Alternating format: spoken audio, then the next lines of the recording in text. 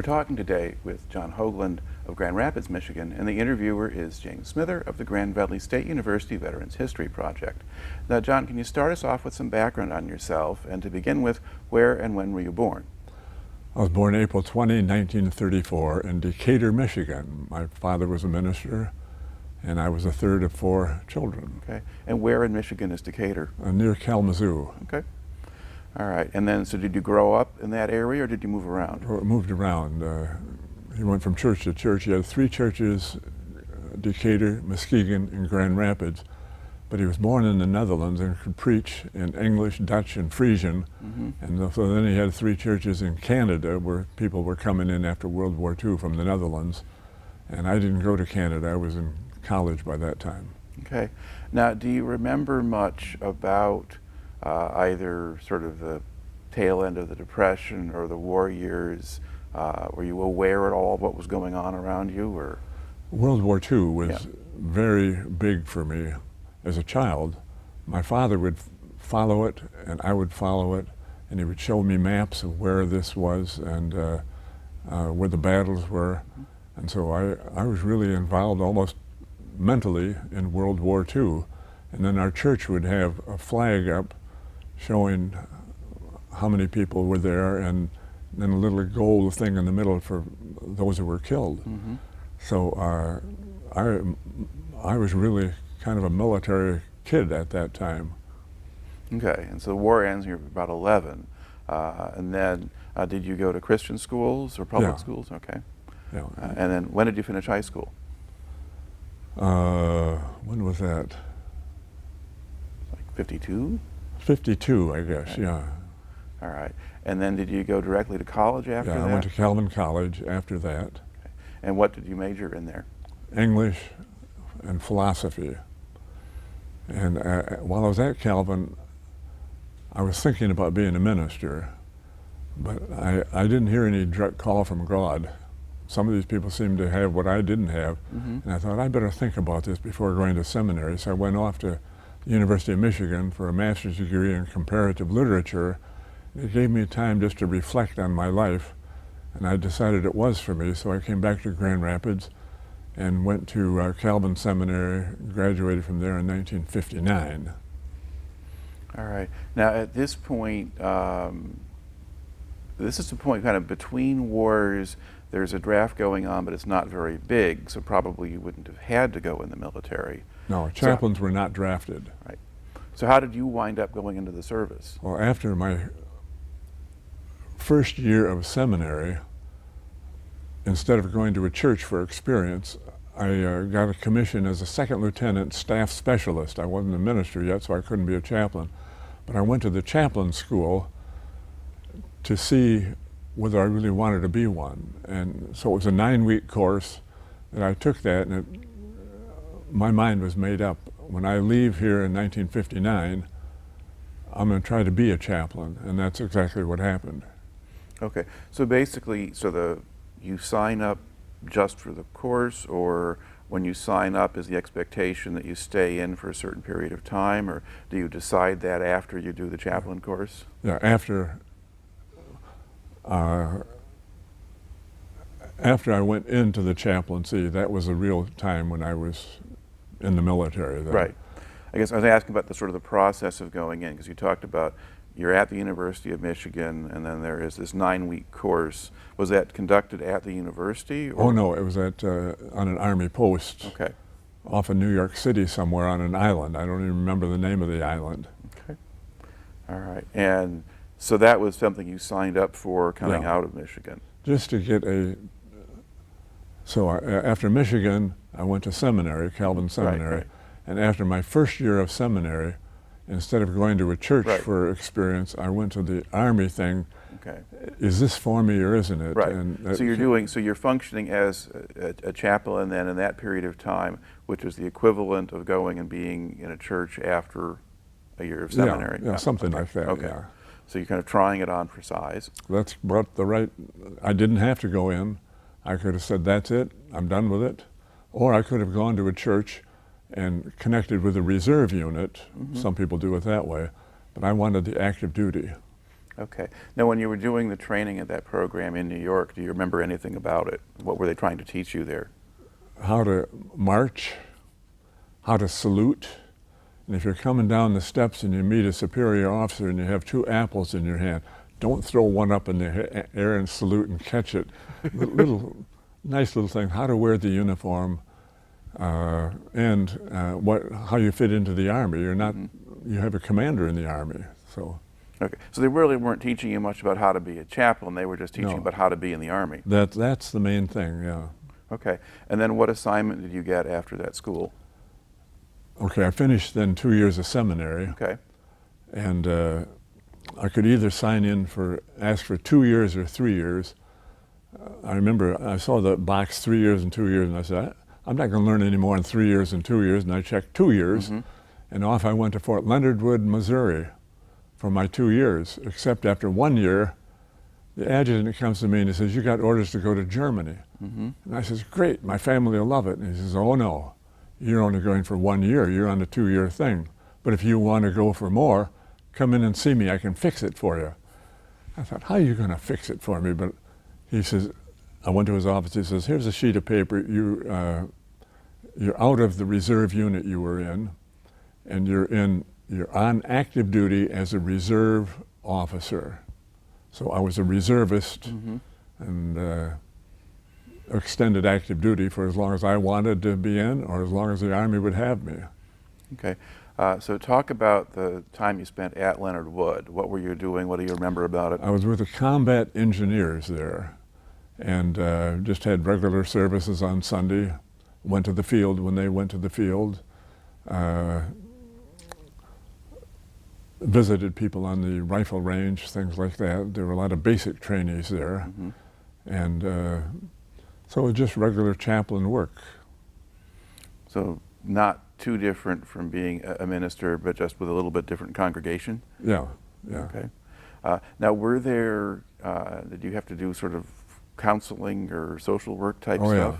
Yeah, that was, besides conducting worship services, counseling, because there were always people getting letters from home that were unpleasant from their girlfriends. I was especially eager to make sure we didn't have suicides and AWOLs. And one way of approaching that is I had a Sunday evening film service. And as people would come to it, I'd say, I'd like to interview 2 or 3 of you, and I'd have them in my office afterward and talk about where they came from, just general stuff. And I said, now, I want you to be my eyes and ears in the barracks. If you see somebody who's really in tough shape, I'm also having a Wednesday evening walk-in, no appointment, just come in. See if you can bring them in. And of course, I'm writing this up for my commander to know why I'm doing what I'm doing. And I got along very well that way. Okay. Now, when you were there, did they still have, like among the officers or the senior non-coms, did they have World War II veterans there that you were aware of? There were some still on active duty, sure. That was 1959. Yeah, there might have been a few, yeah. Okay. All right. So you... There were Korean veterans. Yeah, that's probably the largest group. Okay.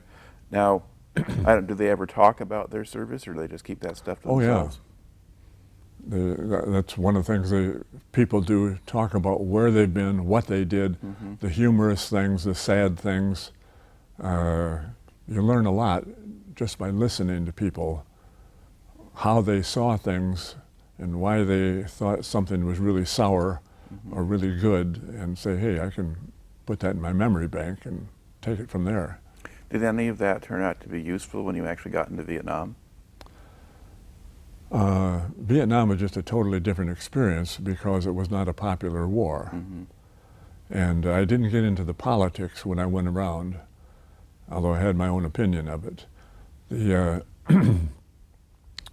What I mainly did, beside the worship service, interview people and say, tell me about where you're from. Start with your hometown. And they all came from the greatest town in the world. You know, it's just funny, I didn't care where they were from. And you know, who's back there? Are they worried about you? And I invite you to the worship service. It's up to you. You're not going to be marched in. But in Vietnam, I was the only chaplain in 4 provinces. But now we're getting ahead of the Right, story. we're getting ahead, yeah. Okay, so, but ultimately you didn't have much of a frame of reference from the World War II or Korea guys when it came to understanding the ones in Vietnam. No, not a whole lot, no. Okay, all right. So you're in Leonard Wood for a year, you're doing this work, and now you signed on. When had you gotten married?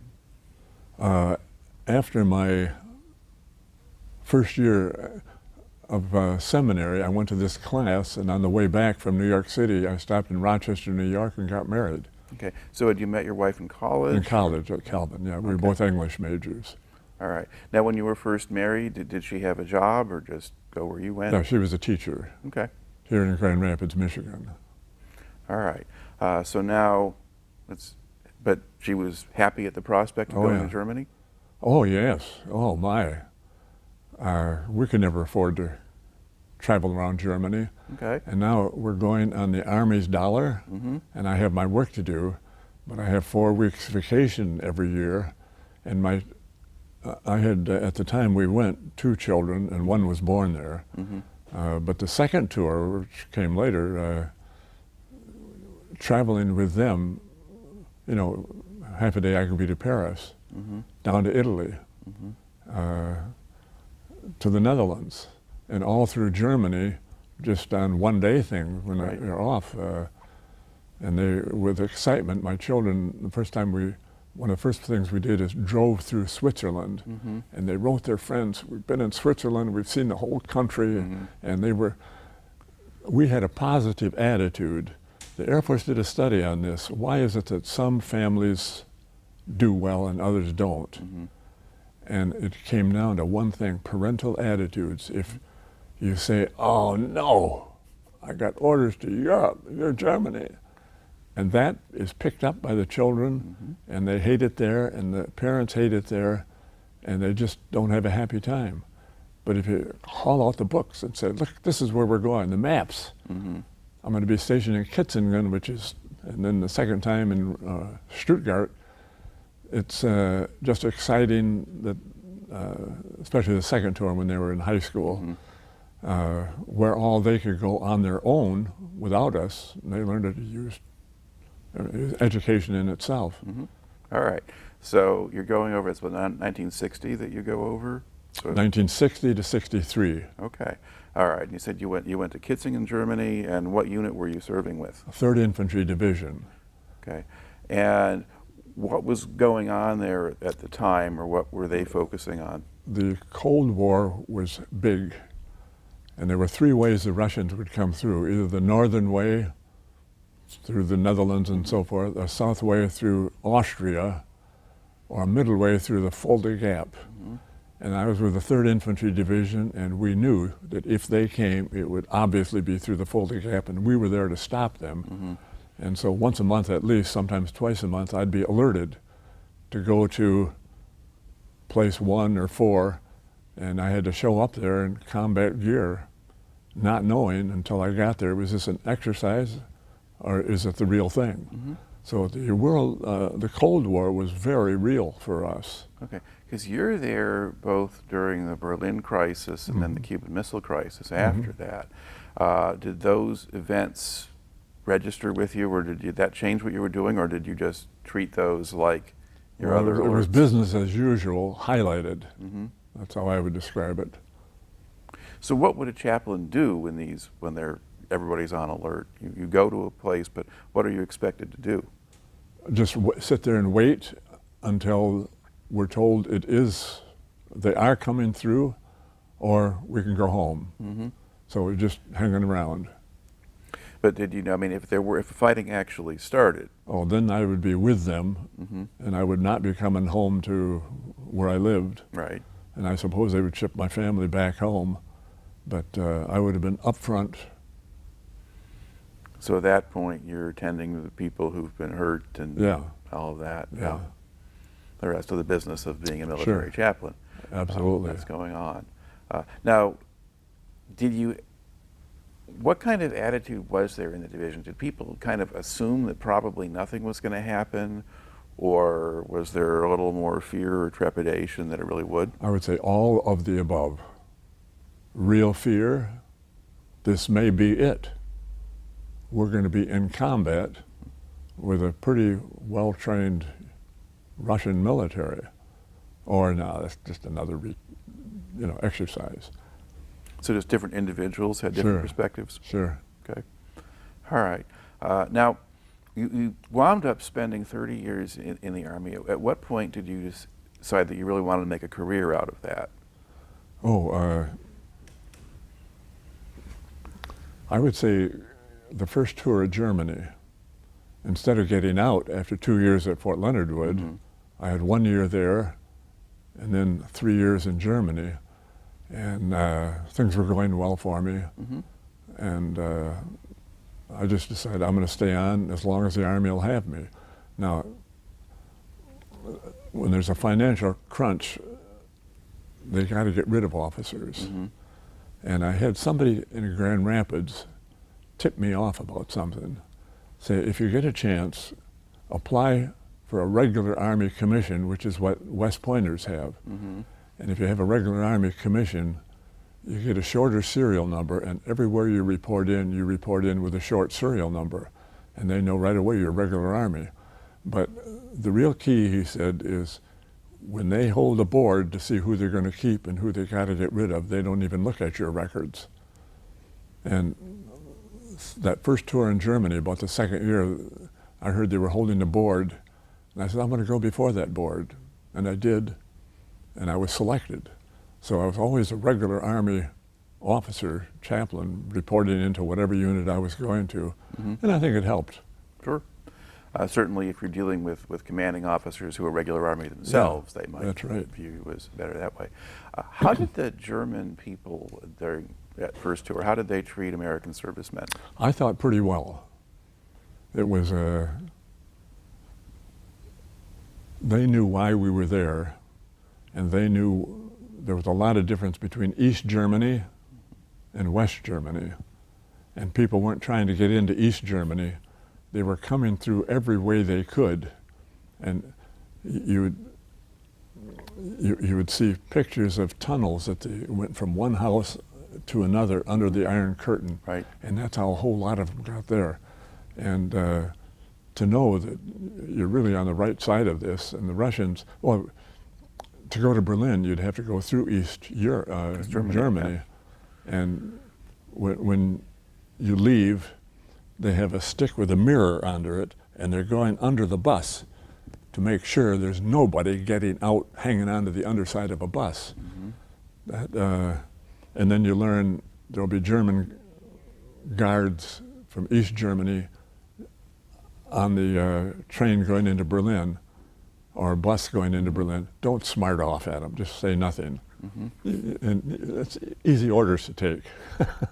All right. Now, did you get to go to Berlin yourself on that tour? Yeah. Okay. Took my family there. And a wonderful experience, yeah. All right. And then I guess as a chaplain, did you have the same kinds of day-to-day things to deal with the soldiers as you had had back at Fort Hood, or were there different problems there? Yeah, no, pretty much the same. Some different problems where they get in trouble with the local population somehow, and you got to try to sort that out. And when they get some bad news from home, well, they're way off in Germany, and it isn't as easy to get home. So you have to deal with that. Do you want to go or don't you? And there's a Army emergency relief that you can use if you need finances. And I can point them in the right direction there, but their commanding officer could do the same. So. All right. Now, did you speak any German yourself? I took German in college and was fairly good at it then. All right. And then if you actually have to use it, you probably get that much better. I could go into a store, and I remember the radiators had things on them that you put water in, humidifiers. And to go in a store, how do you ask for that when you don't know the name of it? Right. I said, "Hier ist ein Fenster." And they say, oh yeah, window. Auf den Fenster ist ein Wassermaschinen. Oh yeah, yeah, they had those, and they you could piece it together, and I got pretty good at that. All right, and did your wife learn German? She didn't know it. She didn't take German, but she studied it then and did well with it too. Okay. Now, were your kids picking up German? Yes. What happens is they would have a nursery, and the nursery would have German and American kids in it. And if it was 50-50, somehow the American English would take over, and German people wanted their kids in a nursery with American kids. But then on the second tour, they were in high school and had learned a little German, but then their playmates were German. And so they were back and forth, and those kids learned English, and mine went to Calvin College and stayed in the German house because they knew enough German and just studying it and practicing it. Okay. So that tour in Germany then, that's 3 years? Yeah, I had 2 3-year tours, Okay. but the second tour in Stuttgart, I asked for a 4th year because one daughter had a year to go in high school and didn't want to go to some American school where she didn't know anybody. Right, okay. Well, we're kind of following your story here in sequence. So you've got the 3 years in Germany in that first tour, and where do you go next? I went to Fort Dix, New Jersey with basic trainees, and that's where I got orders to go to Vietnam. Okay. Well, how long did you spend at Fort Dix? 2 years. Okay. And that's sort of 63 to 65. Yeah. So that's before, well, Vietnam, we sent ground troops in 65. Yeah, I was there. Somehow I missed a year somehow, and I don't know if maybe I was 3 years at Dix, but it was 66 to 67 that I was in Vietnam. But you were at Fort Dix as Vietnam was starting to heat up. Yes. Okay. Did you know, did that seem to affect the trainees going through it all? Are they aware they might go to Vietnam now, or? Well, they're concerned about it, yes. And some of them would stop by and we'd talk about it. And they knew I couldn't change their orders, and their first sergeant couldn't change their orders. If you got orders, you got orders. And some got orders to Germany, some to Korea, some to some other post in the States, and some to Vietnam. Right. And of course, they're doing basic there, so then they go on and usually do their advanced training somewhere else. Yeah. Although at some point there was also advanced infantry training at Fort Dix. And they had little both there. Yeah. All right. And for the most part, was being a chaplain for new recruits or young soldiers pretty much the same? I would say pretty much, yeah. Okay. And now, did you take advantage of being near New York City? I mean, would you go into the city and do things, or just stay out in New Jersey? No, we took time to go into New York City. It was close by, and enjoyed going in. Okay. Now, did your kids adapt to it, or? Yeah, they adapted to it. Here again, parental attitudes. Was I sour on the Army? Yeah. How come? No, I was happy in the Army, and I think we had a happy marriage. I know we did. And so that's, yeah. And they picked this up. Yeah, they follow that, okay. So you do that for those 3 years, now at 66, and now you get the orders for Vietnam. Okay. How did your family respond to that? They were so used to it that, okay, so my daughters were in the 3rd and 1st grades, and I rented a house in Rochester, New York, where my wife was from. But I had a son that was 4, and he's the one that I worried about. And can I talk a little about that? Yes. In Vietnam, I was the best daddy in the world. Every time I wrote my wife, I had a "Dear Eric, when Daddy gets home from Vietnam, you and I are going to go for an ice cream cone. When Daddy gets home from Vietnam, I'm going to get on the living room floor and give you a horsey-back ride, and you better hang on tightly because I'm going to try to buck you off on the Davenport." And I had a string of letters, "When Daddy gets home from Vietnam." For a 4-year-old, not bad. So when he's 12, I said to him, "Eric, you remember when I was in Vietnam, I used to write all these letters?" And he just looked at the ground and didn't answer. I said, "Eric, And he says, Dad, I never believed a word of it. I went from being the best daddy to the worst. Imagine a 4-year-old kid is getting all these wonderful things we're going to do together. And I said, what can you tell me why? He said, well, you remember how pleased you were when we settled in Rochester that there was a 4-year-old boy living 2 doors down, and we became best of friends. And I asked him where his daddy was. And he says, oh, my daddy doesn't love my mommy anymore, and he lives in a suburb of Rochester with his friend. And he says, I knew the name of that suburb, Vietnam. That's where daddies went who didn't love their mommies anymore, and where the Army sent daddies. And he says, but there's more to it than that, Dad. You always had a Jeep. Remember at Fort Dix, one time when the sun was setting on my 4th birthday, you gave me a wonderful ride in your Jeep. I thought, yeah, I didn't say, it was probably illegal use of government material, but I said, yeah, I certainly remember that. And he says, the other thing is, adults, and he threw his arms up, could do anything they wanted to do.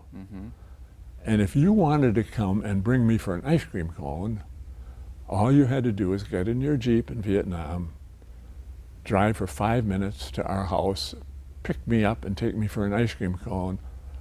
But Dad, you never did it. Oh.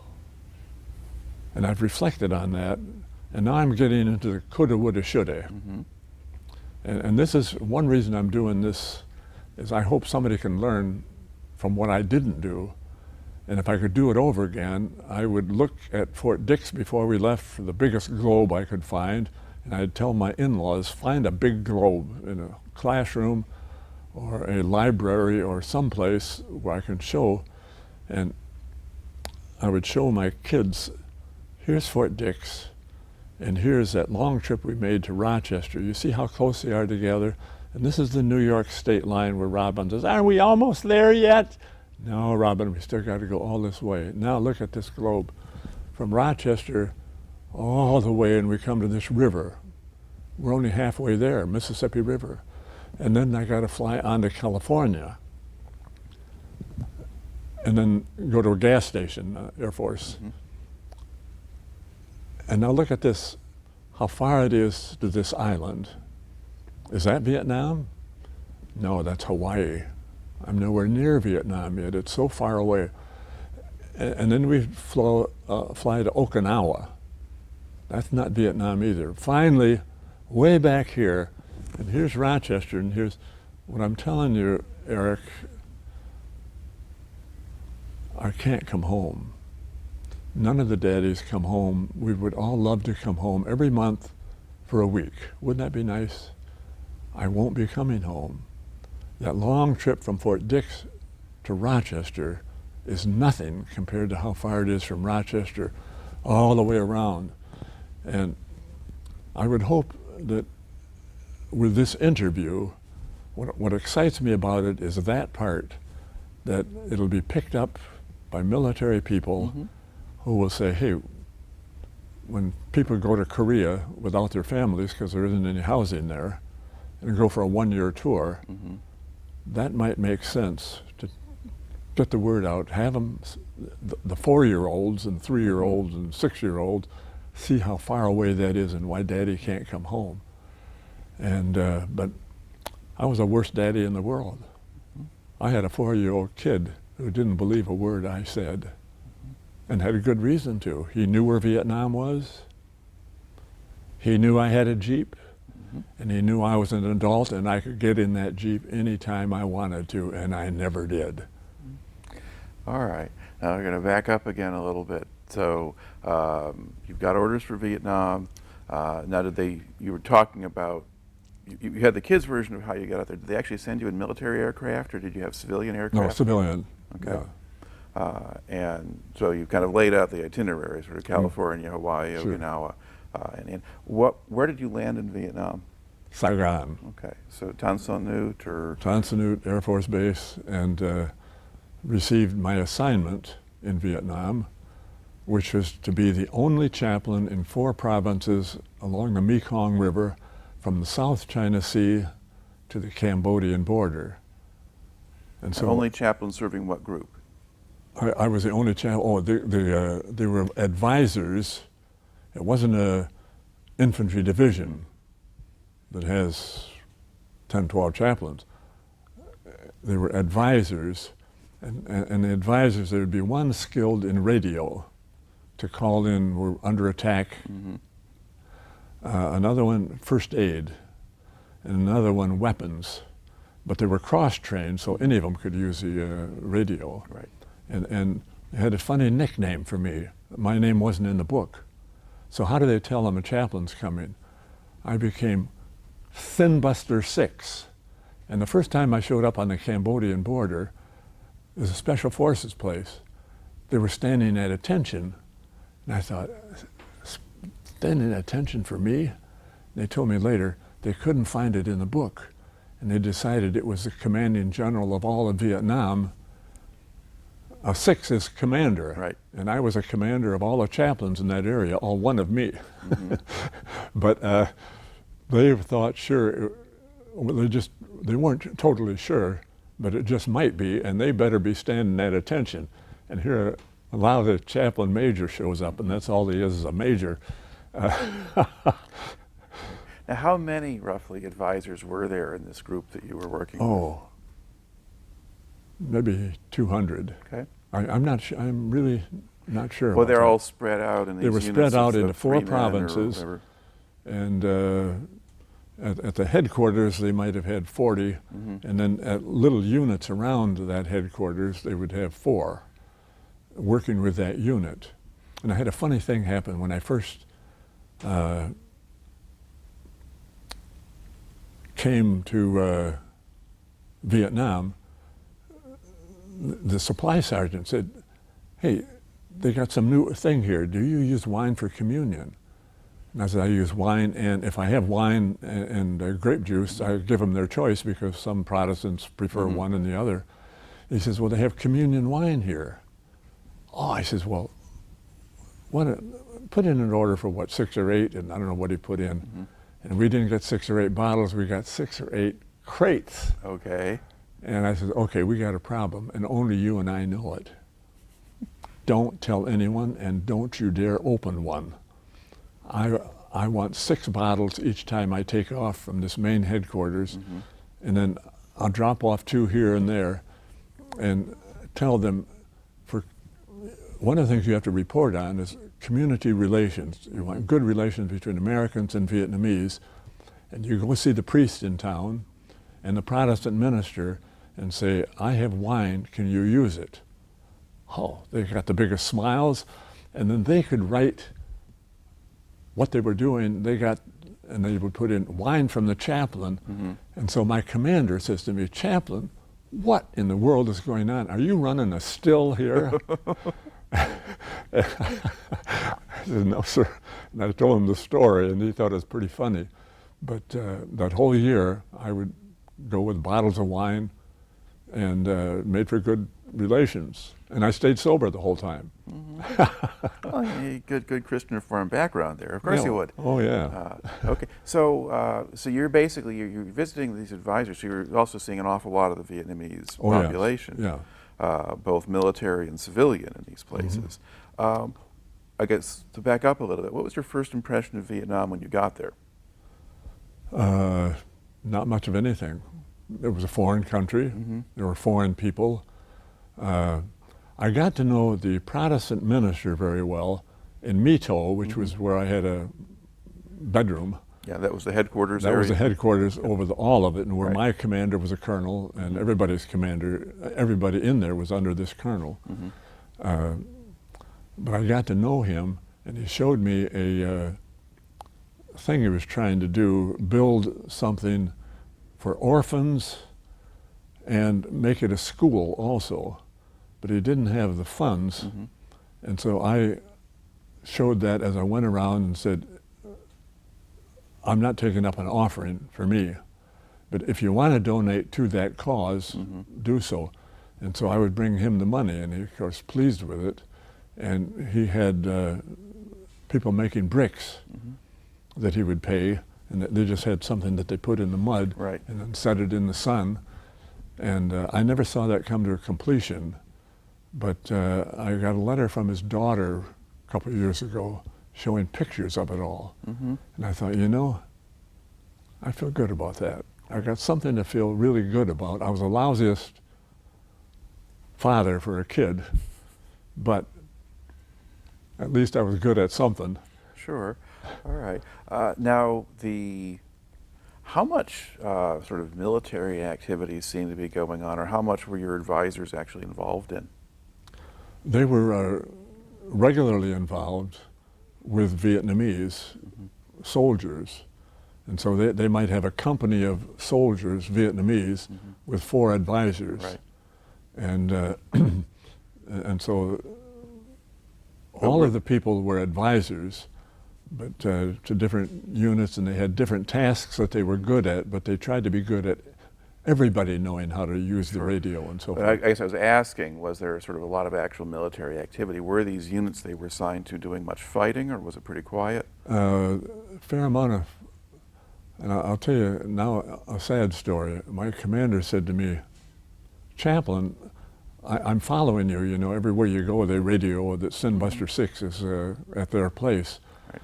You must be the person in my unit who knows everybody. And I stopped and I said, I never thought about that, sir, but except for new recruits. And he says, oh, of course. And I don't know them until the next week when I go around. I ask anybody new in the unit and have a chat with him and get to know him. Oh, he says, I may need you someday. I had no idea what he was talking about until one day, about 3 months later, your commander's on the phone. He wants you on the radio. So I got on the radio and he says, Chaplain, I need you. 2 of our men have been killed, blown up on the road. I'm sending my helicopter for you. It'll have 2 body bags on it. And the body bags have a ticket on it with 3 lines. And I know you know these people. This is Sergeant so-and-so. I knew him well. Chaplain Major John Hoogland. That's what you put on there. Well, picking up bodies that have been blown up had such an effect on me even today when a plane crashes in Switzerland and the bodies are, you read, strewn over 100 yards. You know who's picking them up? I am. I'll match an arm to a head and say, oh, I have a 3-second, 4-second that all of a sudden I'm doing that. Yeah, so you have a flashback. So yeah, and of course my wife is buried in Arlington National Cemetery. She died 11 years ago with my name on the tombstone. But I go to the Vietnam Wall and find these people that died when I was there. And I almost weep more over that than the normal death of my wife. Now, how many men did you lose while you were over there? You know, I never counted. Okay. So it wasn't just that one? I would say 10, 15, yeah. Okay. But those weren't bodies that had Right. to be put together. Right. But I did have cover. He said, my helicopter will pick you up, but there will be 2 helicopters circling above you to give you whatever cover we can. Nice idea. But it wasn't safe. If they blew up 2, what are they going to do with me? Right. Okay. But generally, you got around by helicopter? Well, only got around. Okay. I had a Jeep, and in Saigon, the senior chaplain there said, the roads are not safe. If I find that you even made 1 trip in here by your Jeep, I'm sending you back. Your death is not going to be on me. I'm sending you back in disgrace. I want you out of here. Well, that was all right with me. I wasn't about to take my Jeep. I used the Jeep to get from where I lived with my communion stuff and my wine and my sleeping stuff to get to the helipad. Yeah. That's all I used it for. And Well, when you were going into My Tho, was that right there? So you were right in town with your base? Or? yeah, right in town. So- It was actually a Catholic seminary at one time, and they rented it from the Catholic Church, and it had sleeping quarters and so forth. So it was a pretty good place to stay. Now, when you're going around, you were The advisors were working with the South Vietnamese military. What kind of impression did you have of them? They were sharper than the average. You weren't picked to be an advisor. And I'm not asking about the advisors. I'm asking about the South Vietnamese soldiers. Oh, I don't have any feel for that. Okay. So you really weren't dealing with them. You were just talking to the advisors. No, I didn't deal with South Vietnamese soldiers at all. Okay. And you dealt with civilians via some of the local clergy. Yeah. And they were wonderful people, devoted people. The one I knew especially, I knew his family, just great people. Now, at this stage, do you have much of a sense of sort of what the war is about, or do you let yourself ask that question? Well, it wasn't something I wanted to discuss with people. I was in favor of the war because I compared it to Korea. And I said, in Korea, the powerful North brother pounced on the South, and we came to their aid. And today you have a weak North and a pretty prosperous South, democratic South, Korea. In Vietnam, the powerful North with the help of China and Russia, and you'd see Chinese things on mortar rounds that came in and exploded. You knew where they were getting their help from. Pouncing on the South. And unfortunately, it didn't end up the same way Korea did. We lost the war. And it's the only war I was in we lost. I'm not exactly a hero. But so that's very painful. But which side was I on? My internal preference was, I think it's a good thing, but we didn't win the war. Okay. Now, how much, I mean, how dangerous was your job? I mean, it was the don't drive the Jeep to Saigon part, but did you come under fire or anything like that? Yes. Every once in a while, mortar rounds would come in. And I remember a chaplain telling me, make sure you know exactly where every safe place is, every bunker that you can dive into. And when a mortar round comes in, if it hits you, well, you're dead. But if the second one hits you, it's your fault. And I remember that it wasn't going to be my fault. And I would practice, how do I get from where I'm sleeping, and I'm sleeping in all these different places, on a cot, to a bunker over here. And the very first one I messed up with, the door didn't open out. Doors are supposed to open out. Jeez. And I opened it in, but I wasn't thinking about that. And in the dead of night, I couldn't get that door open. Well, I finally figured it out, and I thought, boy, am I stupid, that I gotta watch that. And when I get back, I'm gonna mention that, know how the door opens. And it doesn't have a knob on it, it's got a wire over it. And so I didn't get killed, but then you pick up the fragments and you can see they were made in China or someplace. You know that it's not just North Vietnam, it's China and Russia supplying them. Okay. Are there other things that kind of stand out in your memory about that year in Vietnam? Yeah, and this goes to my next assignment. I'm sitting there at Fort Hood, Texas. I was with the 1st Armored Division. I was brigade chaplain. And at our brigade officers meeting, my commander looked at me and he says, "Chaplain, the commanding general, 2-star general, wants to see you in his office at 13:30 hours. I'd recommend you be there at 13:15 hours in his outer office." And boy, it got quiet there. I knew I was in big trouble. And I tried to think, they caught me speeding on post, I'll bet. Or maybe I didn't salute well. But I said, "Sir, I have not met him, and if he was in civilian clothes, I did not salute him." "Be there, chaplain." And then they went on to their other business, and all I could think of is, what did I do wrong that he wants to see me? I'm in trouble. But when I got there, the 2 other chaplains that came with me from someplace in Vietnam and signed in about the time I did were there too. I thought, well, we couldn't all be in trouble. What is this about? So we were ushered into his desk, and he said, every time somebody is killed in Vietnam, the details, as much as they can, along with the bodies, but are faxed into the Pentagon, if they're from my area, it's my duty to go and tell their relatives. And I choose to exercise my duty, not by doing it personally, but you are combat veterans, you do it. Do you have any questions? No, sir. Well, see my adjutant, make sure, now how you want to do it, each take a day or a week, and we decided we'd take a week at a time, but always let that adjutant know where you are.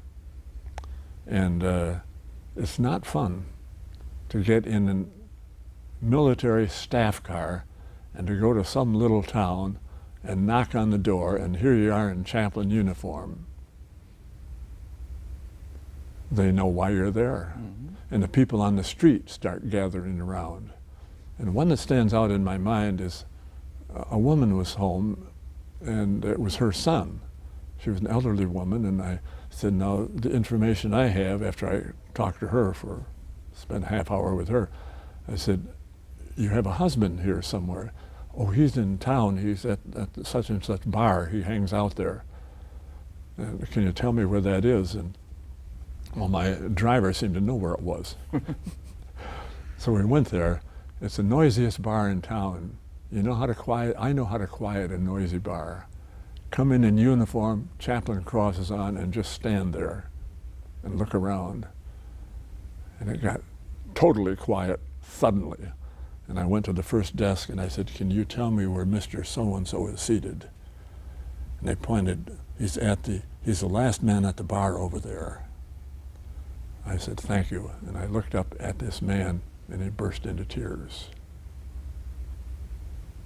So I put my arm around him and I said, technically your son is missing in action.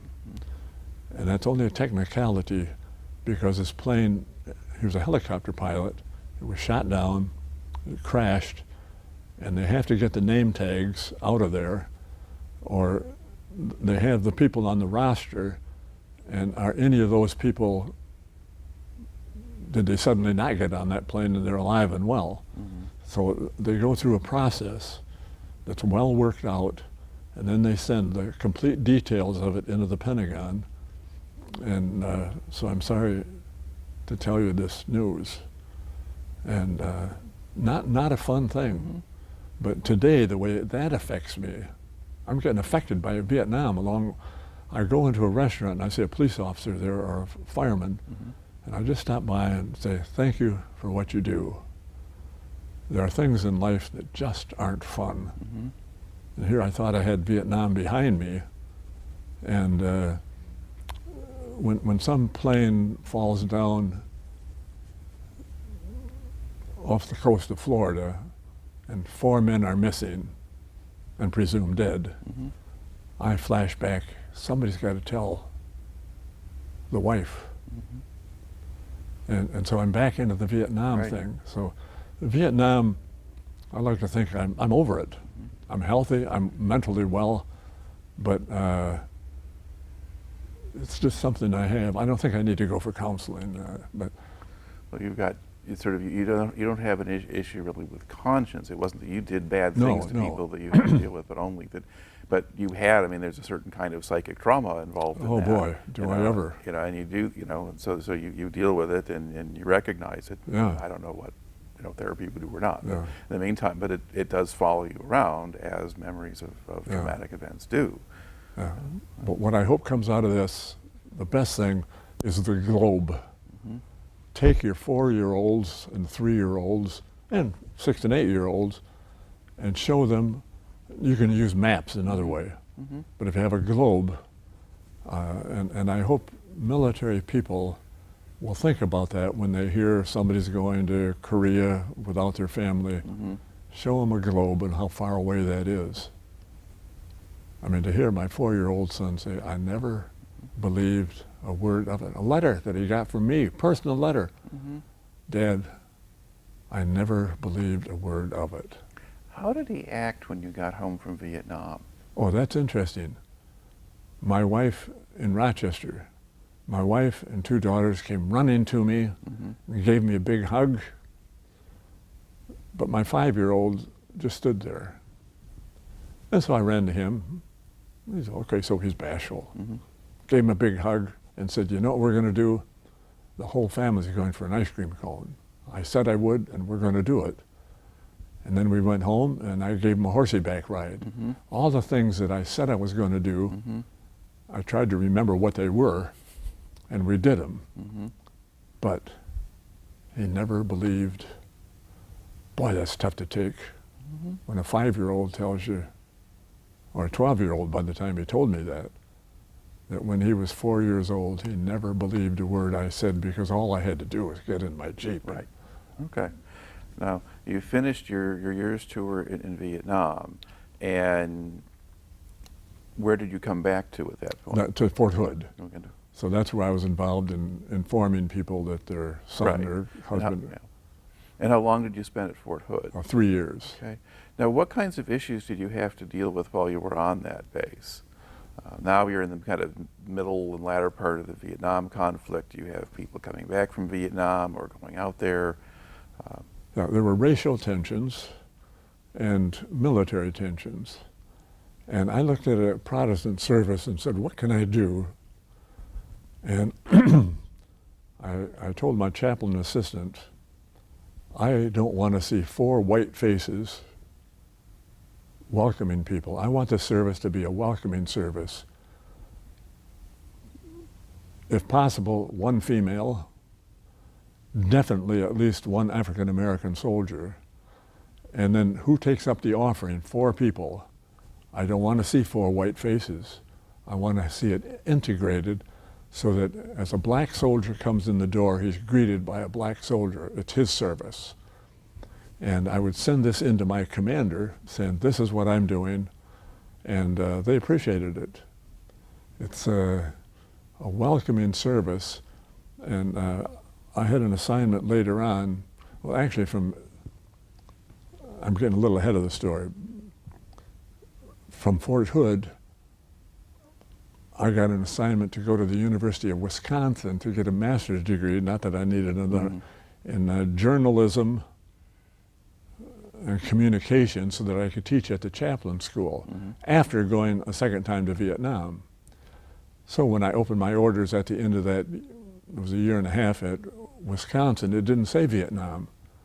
It said go to the chaplain board. I thought, what is that? And it was in the Washington area, and they wrote character guidance lectures and things and decided which Protestant denomination would supply the Sunday school materials, and they'd put on workshops. And so when I got there, I said, sir, what are my duties? And he said, oh, you're the editor of the journal. And I said, sir, what journal? And he smiled and he says, you figure it out. So I started and I had to give it a name. Well, first I had to get it funded, and they told me where to go to do that. And once I had it funded, how do you get people to write for something that doesn't exist? Not easy. But I worked at it, and Command and General Staff College has a magazine called Military Review, and I named mine Military Chaplain Review. And it went on for quite a few years, but then with the cutting of funds, they cut it out, all the branch things, and my thing is cut out. They may have stuff with it somewhere, but in a library, but that's over and done with. Okay, so so were you living in Washington at that point? Yeah, or? Fort Meade, Maryland, and I bought a house there and rented it out after I left for my second tour in Germany. All right. Now, to kind of go back to the Fort Hood and sort of the race relations issue, I mean, were there black soldiers there who wanted to come to Protestant services who were there to help you do that? Sure. Okay. And then did that sort of catch on? Did you get a reasonable number of them coming to services after that? I like to think that I had more black people in my service just because every offering there had better be 1 or 2. And then I would also have once every 6 months a retiree service where it would be retirees, and there have a Korean, a black, a white, and a woman doing this. And I would also have once a month the youth of the chapel doing it, and I wanted that same mix. So whatever I did, and I would describe it to my commander. I said, this isn't your problem by yourself, it's my problem. And this is what I'm doing. And of course they would see it. They'd come to service. And I had somebody read the scripture for me, and I would alternate it between officer, enlisted, black, white, age, high school kids, to make it a welcoming service for everybody. And later on, I became post chaplain at Fort Monmouth when I came back from my second tour of Germany. And the chaplain school was located there then. And I called it a welcoming service. I would describe it, what I was about. I said, now, one way to describe a Protestant service is if it's an Episcopalian, it's going to be a little more formal than a Southern Baptist. But I would rather describe it as a welcoming service. And I want you to notice who is shaking hands and who is reading the scripture and who is taking up the offering. And those are things that I hope have had an effect on the chaplaincy. All right. Now, in kind of late 60s, early 70s, so when you're at Fort Hood in particular, this is also a time when there were a lot of drug problems in the society as well as in the military, both in Vietnam and back here.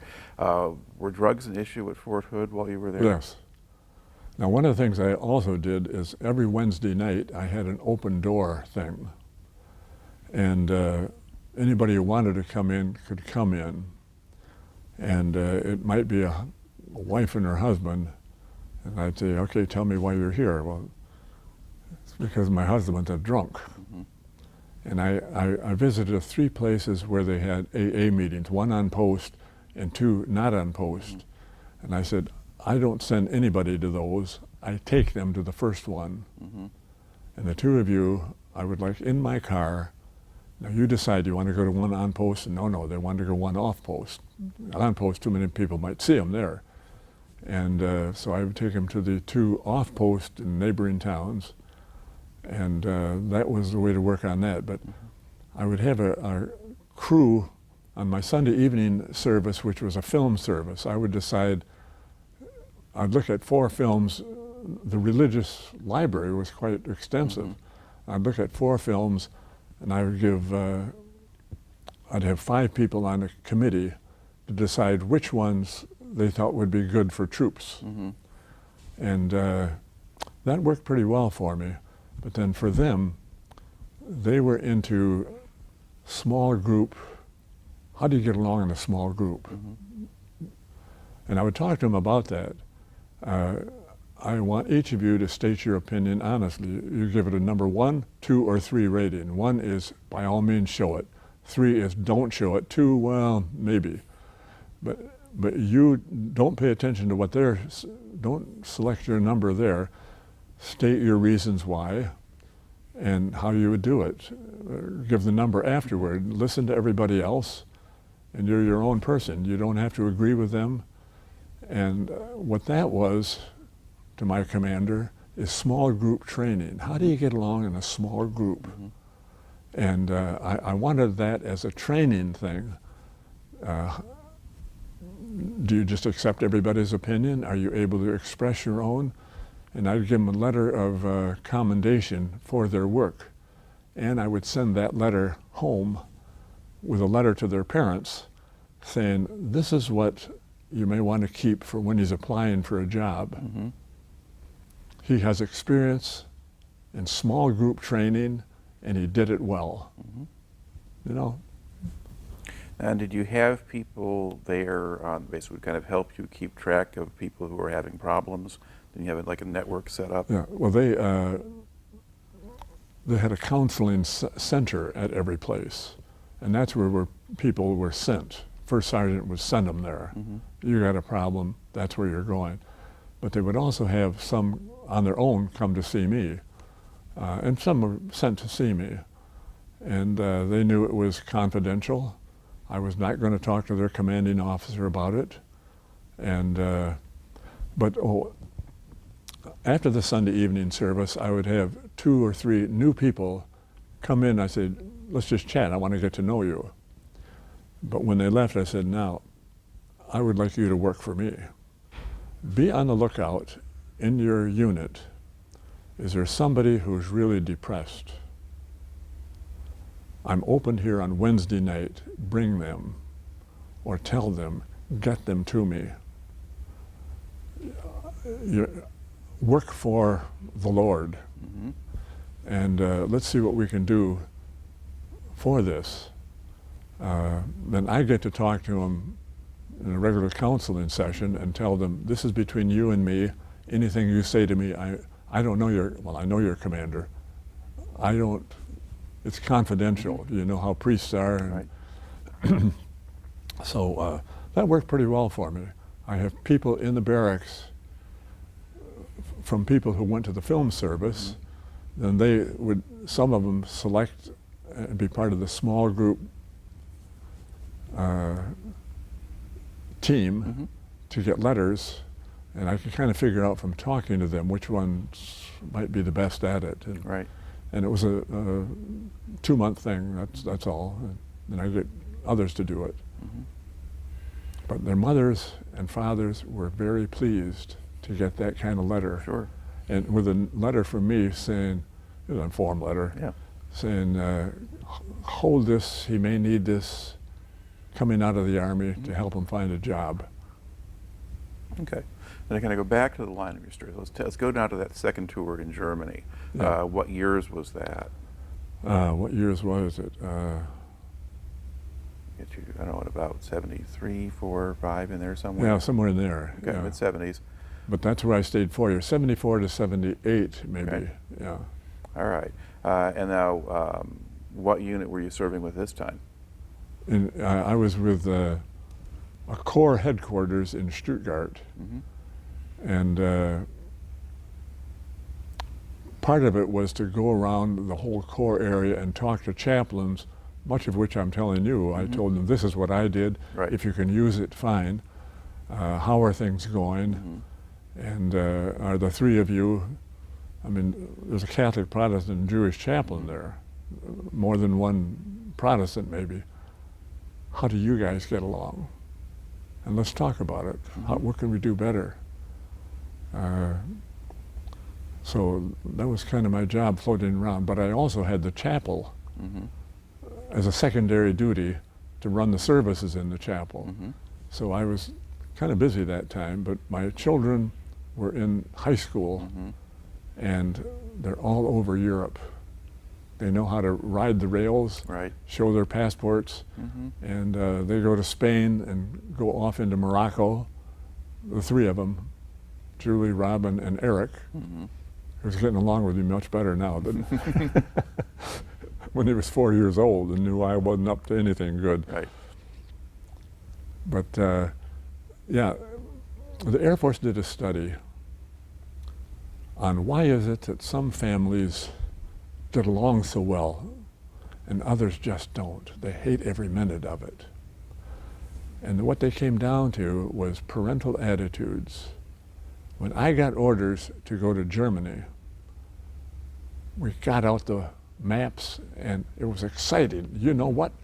We're going to Europe, we're going to Germany, and notice how close we are to Paris. We can get there in just a few hours. Up to Amsterdam, we'll need a week to go to Spain, or 10 days. But when we first get there, we're going to take a car ride through Switzerland. And we're practically on the Swiss border here in Stuttgart. And they're excited about it. They can't wait to get there. And they did well. Right. Okay. Did you have a different feel for just the situation in Germany in the mid-70s as opposed to the early 60s? Was things different at all? It wasn't as tense with the Russians coming. By that time, it didn't look like they were. I mean, we were still there, a mission, but it wasn't as tense in terms of, you get a call in the middle of the night, go to area such and such. You're not told why. You get on your fatigue uniform in the middle of the night and say goodbye to your wife, and you go, and you don't know if you're coming back that day. Or are you assembling to go somewhere else? Right. And then you're there for an hour, 2 hours, until they see what percentage of people actually made it there to the assembly point, or how many were drinking in a bar and never got back to the barracks that night, or there was a screw up somewhere. But they really looked at that. What percentage of the people made it? Most of them made it. Did you have a feel for what the morale was like among the troops when you were there? Was they pretty much the same kind of thing as before, Yeah. or were there more problems? Fewer problems the second time around. Now the second time around, I didn't associate that much with troops as I did the first time. Right. The second time it was a big headquarters. And I mean, there were troops there, mess hall and so forth. But yeah, much more tense, more difficult the first time than the second time. Okay. And now the Germans themselves, did they behave about the same way toward you, or were there any differences? Well, they were now? glad we were there. I had one interesting thing. I would see a woman, the second time, instead of living on the military post, I lived in the German area in a building that had renters. Right. And I did that for my kids. They would associate more with German and learn German that way and culture. But there was a woman who would walk down the street and see me and stop and just look at me and almost burst into tears. And finally I went up to her and I spoke enough German. I said, was ist los? She says, oh, meine Bruder, my brother.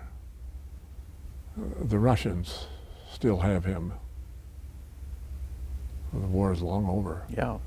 But she says, you look like my brother. And difficult thing. Yeah. It's a reminder that there's still stuff going on, and even that far. Yeah, I'm sure they down the would rather have no foreign troops. You know? Yeah. Who wants foreign troops on their own soil? But they knew why we were there, and they were pretty happy we were there. Yeah, because you have, there are left-wing political parties and things like that, but I guess there was still that you're close enough to East Germany and the Soviet bloc that you view it differently than you might if you were someplace farther away. Yes. But basically, as far as you could tell, the German population was still happy to have you there. Oh yeah, I think generally speaking, now there'd be soldiers who do the wrong thing, and that gets in the newspapers, and so there are things that just aren't good. But for the most part, it's stuff you go over with people all the time, saying, hey, we're here on foreign soil, we're Americans, we're here to do a job, and the Russians would be through if we weren't. That was the first tour now, especially. All right. So the German assignment and then Fort Monmouth, New Jersey, was that what was next? That was next. And that threw a signal to everybody that I was being assigned there, because I was a lieutenant colonel. And the post chaplain there is a colonel. Aha. My name would be on the list, and it was. So did you get the promotion when you arrived, or how do they handle that? I got it about, 3-4 months later, yeah. Nice place to be, good. I'd rather be a colonel than a lieutenant colonel. All right. What did you do at Fort Monmouth? I was the post chaplain, and for 3 years, and the Chaplain School was there. And I had an opportunity to influence the whole chaplaincy with my attitude toward African Americans, women.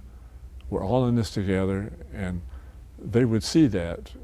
I had a middle of the road type worship service.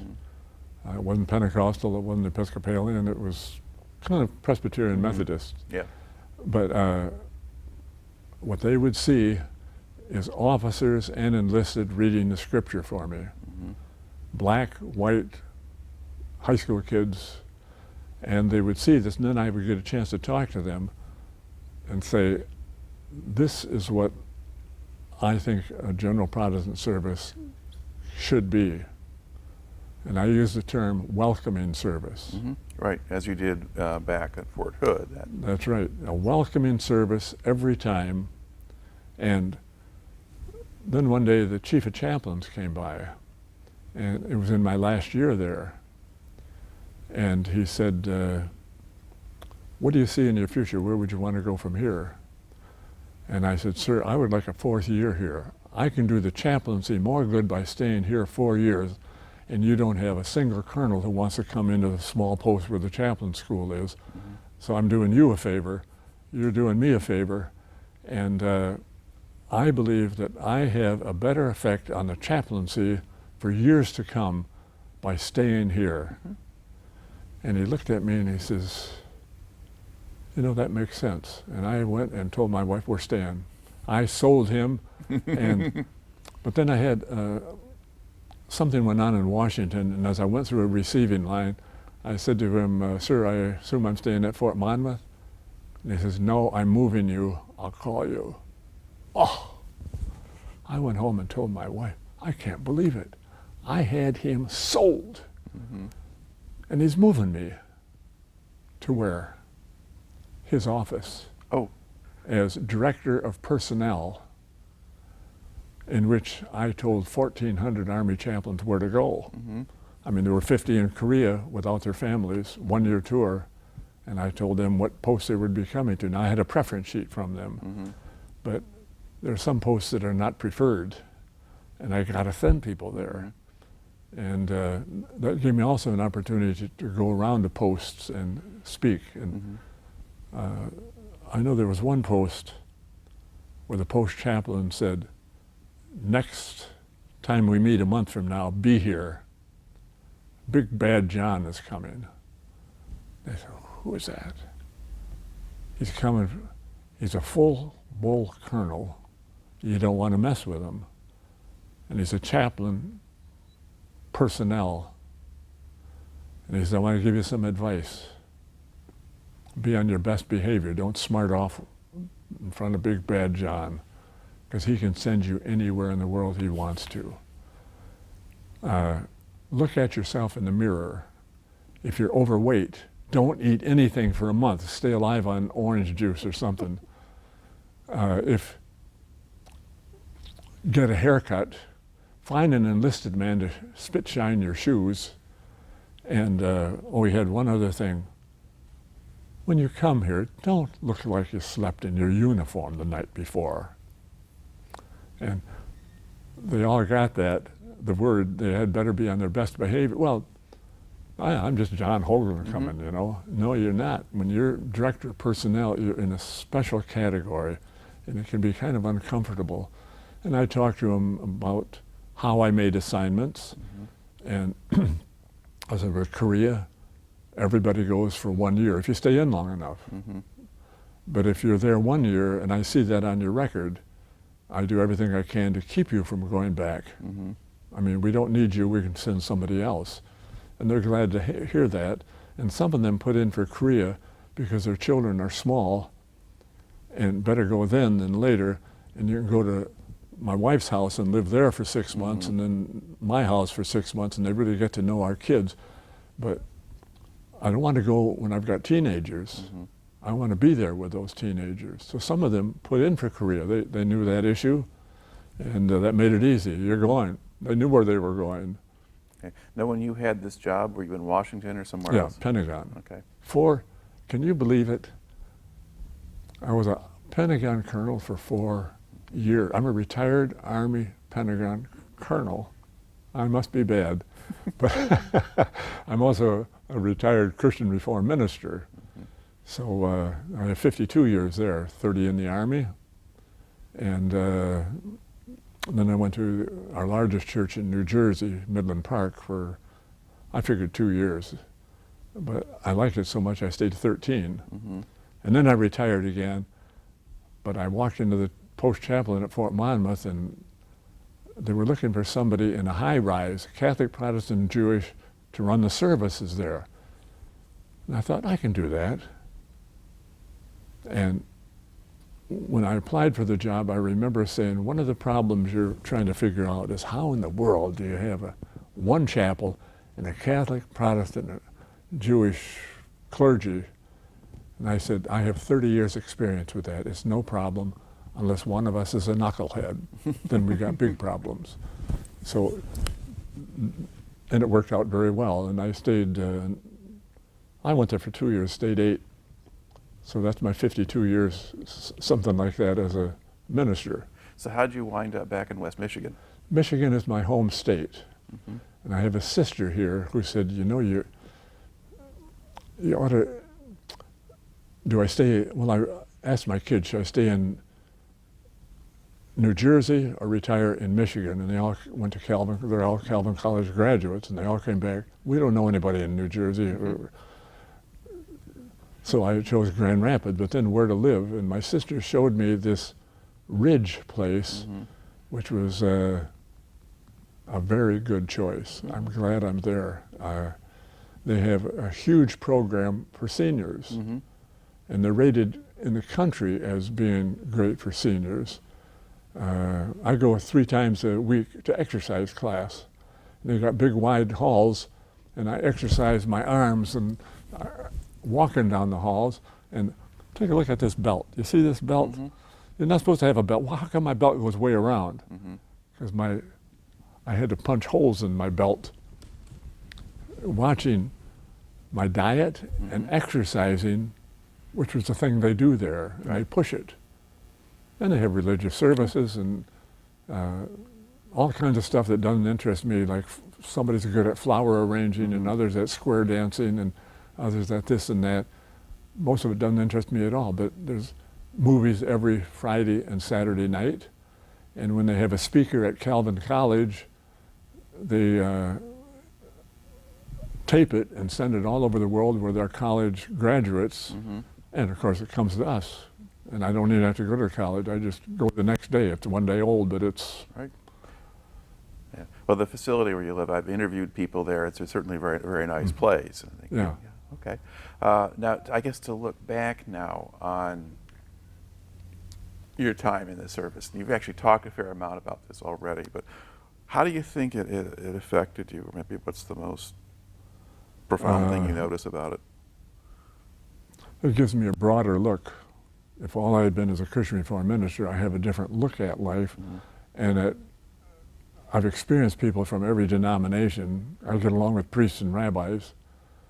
I'm used to this, and I think that's been the good effect. Now I got the bad effect where I was a rotten father, and I'm seeing people in wartime what you go through when there's an accident or something, and I have these little 3-4 second flashbacks that hit me, knocking on doors to tell people, I'm sorry, but I have bad news. I go through that yet, and so that's probably the bad effect. But it lasts 3 seconds, maybe 5 seconds. Why am I even talking about it? Well, it's there, and I know why I have it. And it's a hangover from the war, or from being in the military. All right. I guess to look back on it now, did you make the right choice to go and make that your career? Absolutely. I remember when I signed up, I could either sign for 3 years or 2 years. And I had, at the ridge where I live, there's a World War II pilot living next to me, and I told him, between 3 years and 2 years, I thought I won't learn any more in 3 years and 2 years, and I signed up for 2 years, but I stayed 30. And his remark was, yeah, you were a slow learner. That's All right. Well, I'd just like to close this by thanking you to take your time today and share your story. Well, I'm hoping that somehow this interview will have an effect on the military, and maybe on businessmen, people who leave their 4-year-olds and just go off somewhere that the 4-year-old does not understand. And maybe it'll do some good that way. I hope so. All right. Thanks for having me. Sure.